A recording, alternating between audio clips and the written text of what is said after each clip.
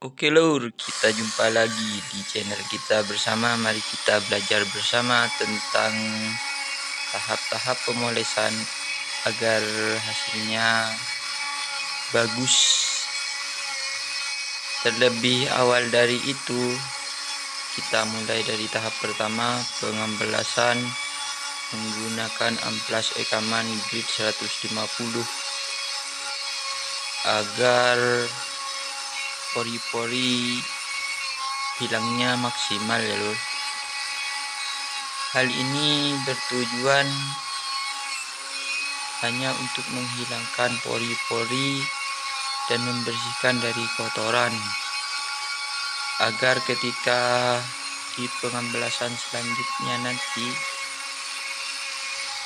kita sudah fokus di titik penghalusan, karena tahap pengembelasan menghilangkan pori-pori sudah kita lakukan di awal pengembelasan menggunakan amplas Ekaman grid 150. Proses ini cukup memakan waktu yang agak lama ya seluruh ya. Jadi kita cukup bersabar dan kita lakukan secara tahap demi tahap, agar nanti ketika saat proses penghalusan atau pengembelasan kita tidak kesulitan. Dalam hal ini saya ingatkan, pengembelasan tahap dasar untuk menghilangkan pori-pori ini kita fokuskan di titik sudut-sudutnya terlebih dahulu lur. Kenapa kita harus melakukan pengembelasan di bagian sudut-sudut terlebih dahulu lur? Karena di bagian sudut-sudut ini bagian pengembelasan paling sulit, apalagi bagi kita yang masih pemula. Pengembelasan ini juga bertujuan membuat lekukan-lekukan di setiap sudut yang sangat siku, agar proses pengembelasan tahap grid 400 kita sudah tinggal mengikuti alur yang sudah dibuat menggunakan amplas 150.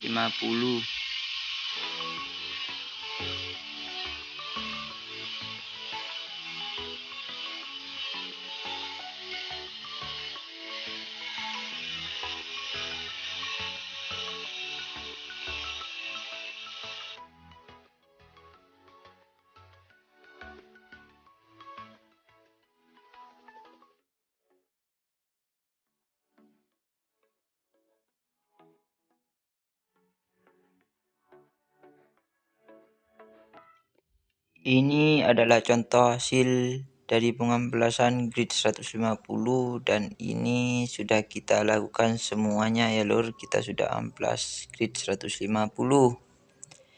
Setelah ini kita lanjut ke proses pengamplasan grid 400. Kita juga menggunakan merek Ekaman amplasnya lur. Di sini kita haluskan dengan cara perlahan saja, jangan terlalu menekan lur. Karena di bagian pengembelasan tahap 400 ini tujuan kita hanya menghilangkan baret sisa amplas 150. Setelah itu dirasa sudah halus, kita oleskan kepada batu hijau amplasnya ya lur. Amplas dioleskan ke batu hijau ini bertujuan agar hasil pengembelasan jauh lebih halus.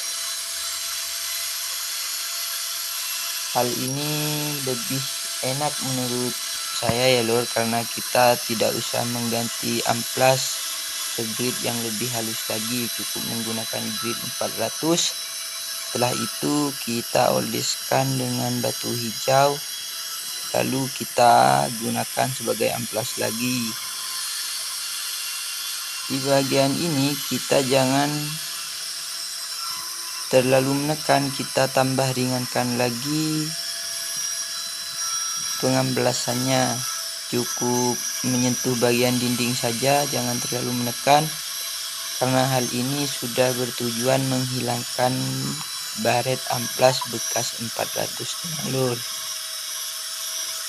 Di sini kita diuji karena ketika di tahap ini kita kurang maksimal lur, maka di proses pemolesan nanti kita juga akan mendapatkan banyak kendala.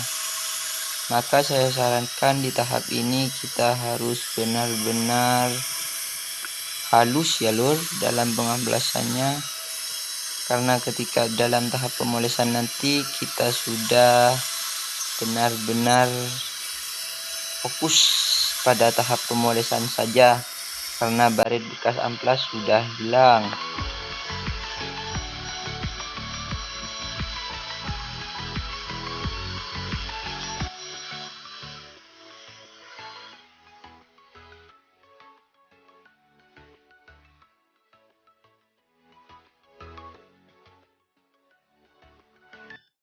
Di sini kita sudah bisa melihat perbedaan ya lur, hasil pengamblasan 400 yang menggunakan batu hijau dan pengamblasan 400 yang belum menggunakan batu hijau.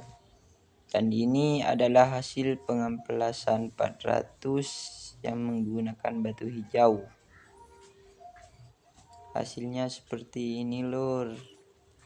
Setelah ini kita akan lanjut di tahap pemolesan tahap dasar menggunakan batu hijau merek Tayo, dan kain yang saya gunakan di sini lur adalah kain katun tipis warna kuning silang 8. Kain ini menurut saya cukup kasar lur, agar mempermudah atau mempercepat pengerjaan kita di pemolesan tahap dasar.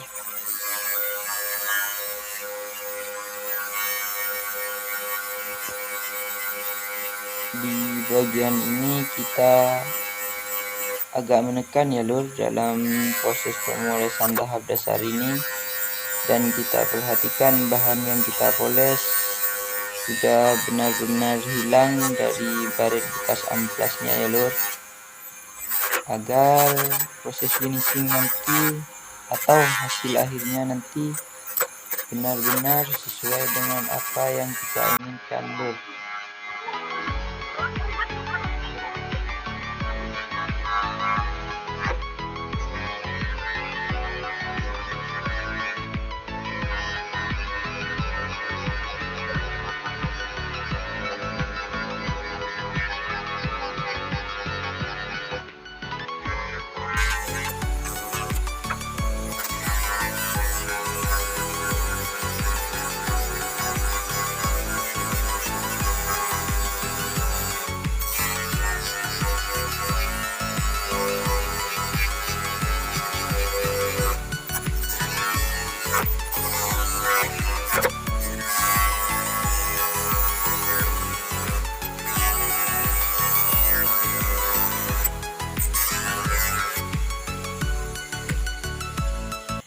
Ini sebagai contoh hasil pemolesan tahap dasar ya lur.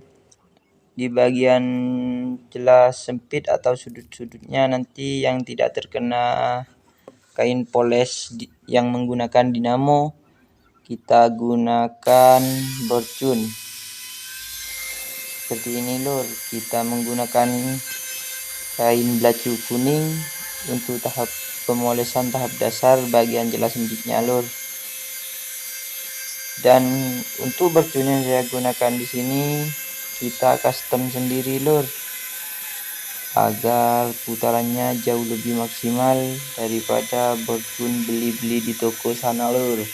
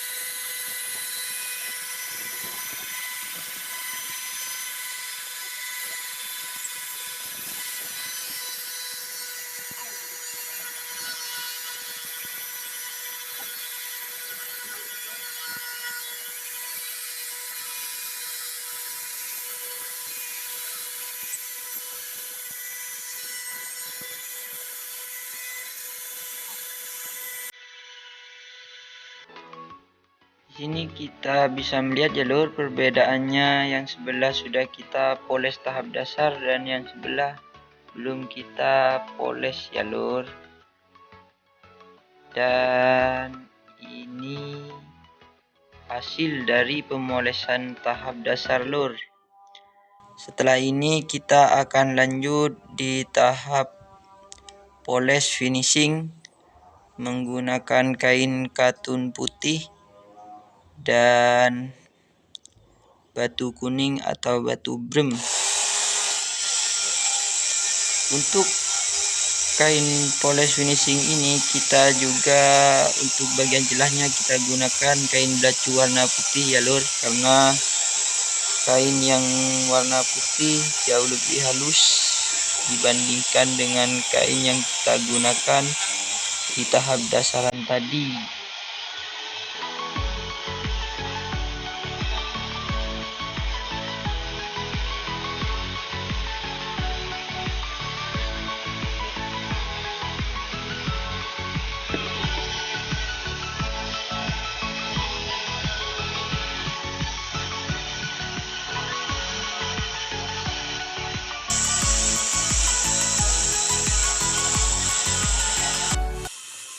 Nah, ini adalah bagian finishing ya lor, tahap finishing lor. Kita gunakan kain belacu warna putih, bahannya dari katun lor. Ini adalah tahap terakhir dari proses pemolesan silinder blok tiger. Untuk pertanyaan bahan-bahan agar lebih detail bisa ditanyakan di kolom komentar ya lur. Jangan lupa like, comment, and subscribe-nya, dan jangan lupa juga tekan tombol loncengnya agar di setiap video kami seluruh semua dapat melihat dengan detail dan pemberitahuannya lur.